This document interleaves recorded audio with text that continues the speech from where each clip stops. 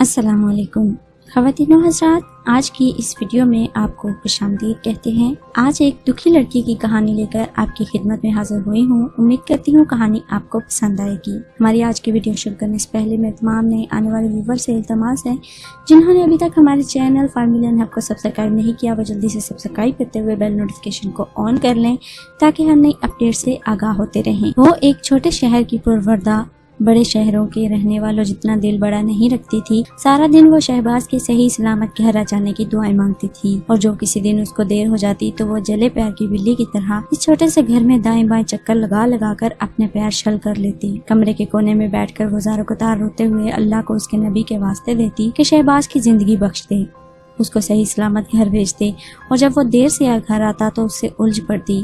کبھی کبھار جو وہ بڑے موڈ میں ہوتا تو اس کو بے نقص سنا ڈالتا۔ ایک دن تو لڑائی اتنی بڑی کہ شہباز نے غصے میں آ کر اس کو اپنا سامان باندھنے کو کہہ دیا۔ کیا بکواس کر رہا ہے تو؟ وہ تنک کر بولی۔ دیکھ ماریا، تو جاہل ہے اور جاہل ہی رہے گی۔ تو نے میرا دماغ خراب کر دیا۔ میں یہاں کمانے آیا ہوں، عیاشیاں کرنے نہیں۔ ابھی کام پر نکلتا ہوں کہ تیرا فون آ جاتا ہے۔ شام کو 8 بجتے ہیں اور پھر سے تو میرا دماغ خراب کرنے لگ جاتی ہے۔ کیا تیرے کھونٹے سے بندھ کر بیٹھ جاؤں؟ تو اماں کے پاس حاصل پور چلی جا، میں ہفتے میں ایک بار آ کر مل لیا کروں گا۔ جلدی سے سامان باندھ، میں افتخار سے کہتا ہوں تجھے چھوڑ آئے گا۔ وہ کہہ کر کمرے میں چلا گیا اور ماریا وہی صحن میں بیٹھ کر زارقطار رونے لگی، اور پھر روحانسی ہو کر بولی، میں چلی جاؤں گی حاصل پور، نہیں رہوں گی تیرے پاس۔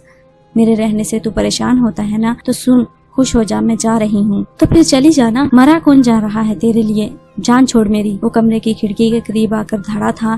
ایک وہ وقت تھا جب شہباز دل چلاتی دوپہر میں گھنٹوں کھڑا اس کا انتظار کیا کرتا تھا، اور اب دن بدن بازار سے بیزار ہوتا جا رہا تھا۔ وہ اٹھ کر کمرے میں آ گئی اور اپنا چھوٹا سا اٹیچی کیس کپڑوں سے بھرنے لگی۔ چھوڑ کر آ مجھے اسٹیشن، وہ اس کے قریب آ کر بولی، جبکہ وہ بیڈ پر چیت لیٹا ہوا تھا اور اپنا بازو آنکھوں پر رکھا ہوا تھا۔ افتخار جا رہا ہے تجھے چھوڑنے، وہ زہر خون لہجے میں بولا۔ میں اس کی نہیں، تیری ذمہ داری ہوں، تو مجھے چھوڑ کر آ، تو نے نکاح کیا ہے مجھ سے، اس نے نہیں، وہ اس کے قریب آ کر بولی، اور ساتھ ہی اس کا بازو آنکھوں سے ہٹا دیا۔ خود چلی جا، میرا دماغ نہ کھا ورنہ تجھے پیٹ ڈالوں گا، اس نے وحشت زدہ وارننگ دی تھی۔ مجھے چھوڑ کر آ ورنہ میں اکیلی جا رہی ہوں، وہ چلائی تھی۔ زبان درازی کرتی ہے میرے ساتھ، تجھے تیری بھابھیوں کے حوالے کر کے آتا ہوں، ان کی جھڑکیاں کھا کر تو ٹھیک رہتی ہے۔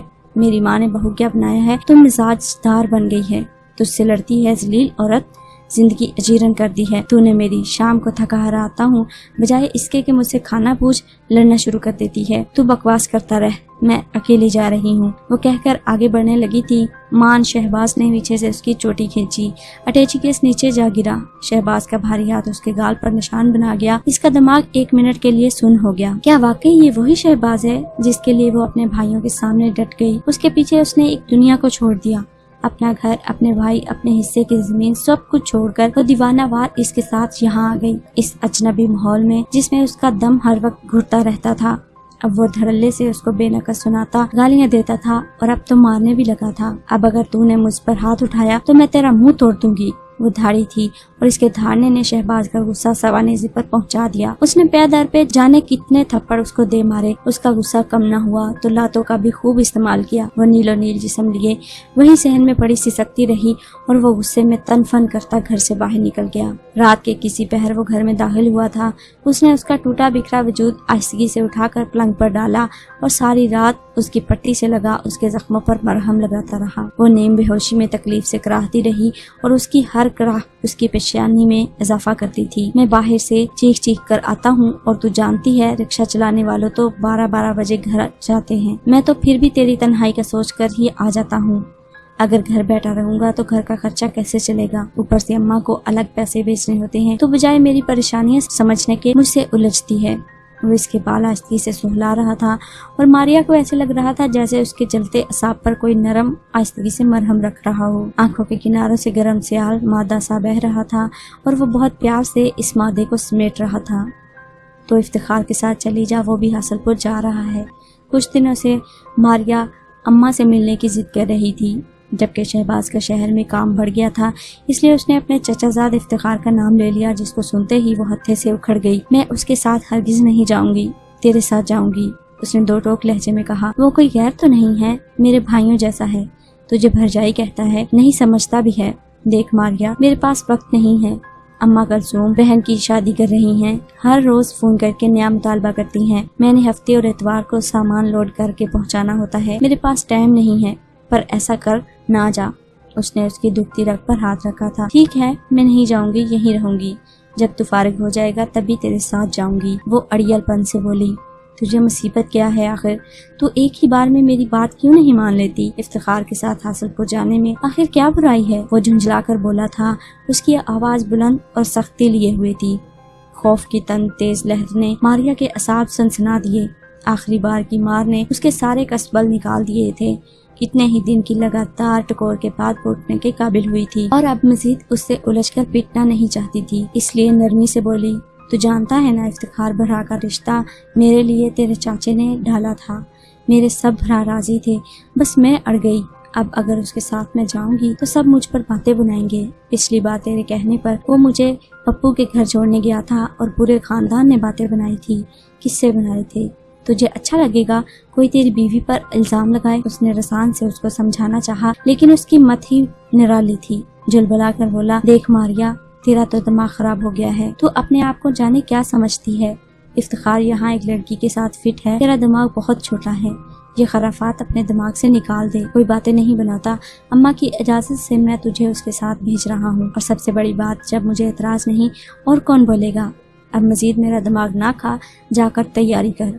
मारिया ने शिकवा नजरों से उसको देखा। वो मजीद इससे उलझकर उसके गुस्से को हवा नहीं देना चाहती थी। वो इसके सर का साईं था। जब उसको कोई एतराज नहीं था तो वो कौन होती थी मेन मेख निकालने वाली? उसने अपने कपड़े अटैची केस में डाले। कुछ सामान जो इसने अपनी ननद के लिए खरीदा था वो भी रख लिया और अगले ही दिन वो इफ्तिखार के साथ हासिलपुर रवाना हो गई। इफ्तिखार ने रास्ते में उसका बहुत ख्याल रखा था। उसने किराया देना चाहा तो डपट कर बोला, भरजाई से पैसे लेने से मुझे पहले मैं मर ना जाऊं, अपने पास रख। और इसके जवाब को सुनकर मारिया ने मजीद बहस तरक कर दी।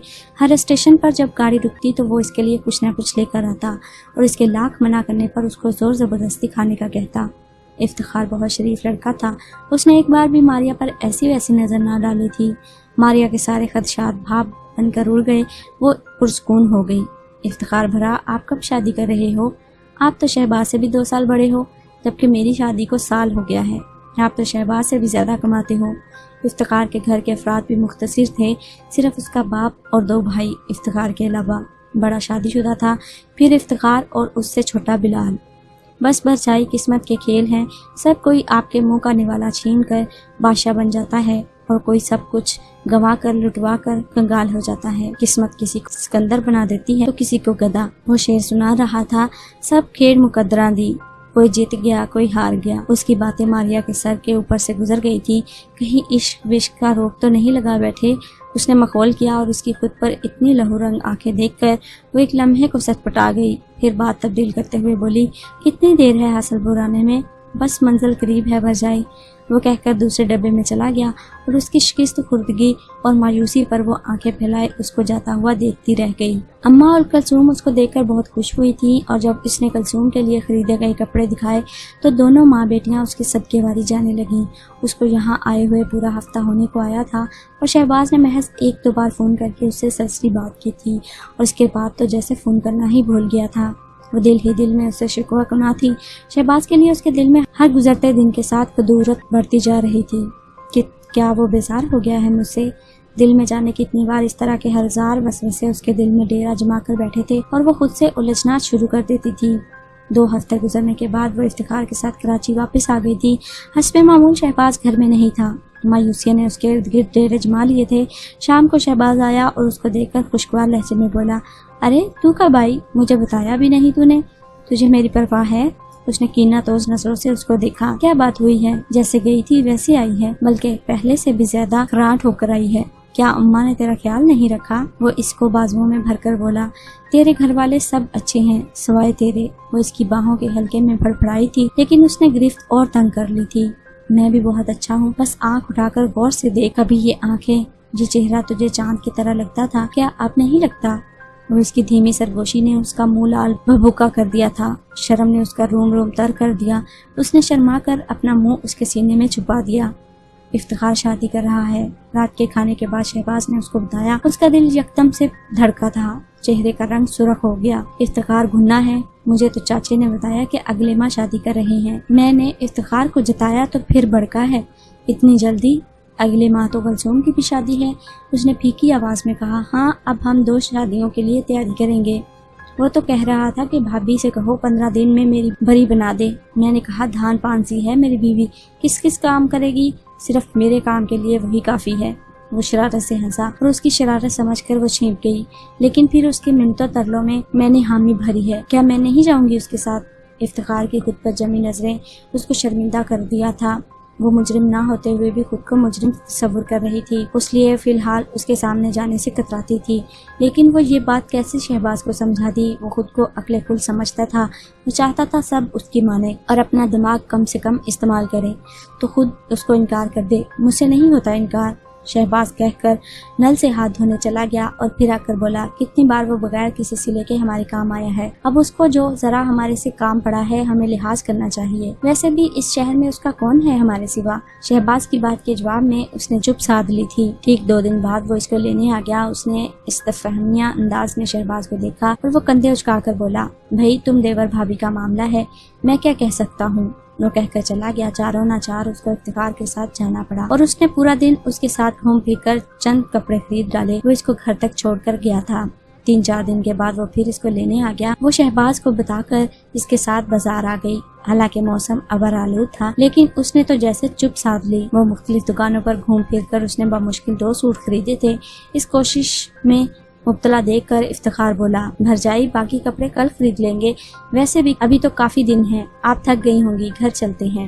ارے نہیں، میں تھکی نہیں بھرا، کپڑے آج خرید لیتے ہیں۔ اس نے کل کا سنا تو خوف زدہ ہو کر گئی۔ اچانک موسم خراب ہو گیا تھا، تیز بارش نے اس کا سارا منصوبہ غرق کر دیا تھا۔ وہ افتخار کے ساتھ آ کر اس کی بائک پر بیٹھ گئی۔ اس نے بائک سٹارٹ کر دی۔ بارش کی تیز پھوار نے دونوں کو قریباً بھگو دیا تھا۔ بائک تیزی سے انجان راستوں کی جانب رواں دواں تھی۔ وہ یکدم چلائی، یہ ہم کہاں جا رہے ہیں افتخار بھرا؟ ابھی تو بارش ہو رہی ہے بھرا، آپ مجھے گھر چھوڑ دو، میں شہباز کے ساتھ آ کر دیکھ لوں گی۔ وہ منمنائی تھی لیکن اس نے تو جیسے سنا ہی نہیں۔ اس نے بائک 8 منزلہ عمارت کے سامنے روک دی۔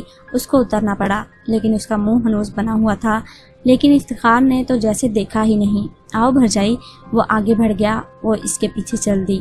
وہ دونوں بھیگ چکے تھے، ماریا کی چادر کپڑوں کے ساتھ چپک گئی تھی اور یہی حال افتخار کا بھی تھا۔ وہ مارے باندھے اس کے ساتھ آ گئی۔ وہ 2 کمروں کا چھوٹا سا فلیٹ تھا، لیکن افتخار نے اس کو اچھا خاصا سجا لیا تھا۔ 2 پلنگ، 1 لکڑی کی الماری، 3 کرسیاں، ایک تپائی سے ہی فلیٹ بھرا بھرا لگنے لگا۔ بھرجائی تم کپڑے بدل لو، اس کے کہنے پر اس نے اچنبے سے اس کو دیکھا۔ میں کپڑے ساتھ لائی ہوں کیا؟ وہ خفت زدہ لہجے میں بولی۔ اس نے سریا سے شاپر میں سے نیا سوٹ نکال کر اس کے حوالے کرتے ہوئے کہا، اس کو پہن لو۔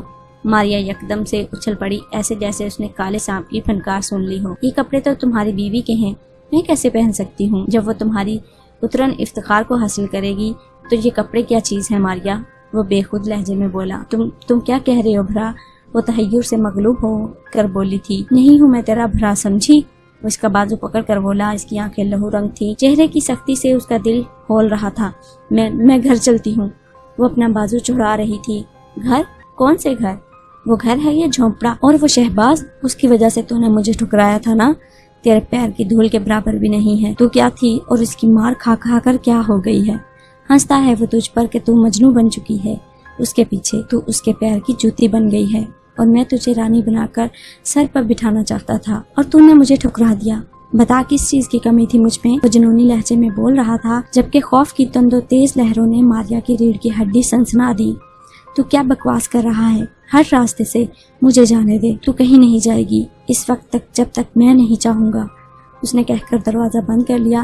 وہ چیختی رہی، اس کو کوستی رہی، لیکن اس نے آگے بڑھ کر اس کے منہ پر اپنا بھاری ہاتھ رکھ دیا۔ اس کی چیخیں، آہوزاریاں سب دم توڑ گئیں۔ خود کو آزاد کرانے کی ساری قوتیں خود بخود سلب ہوتی گئیں۔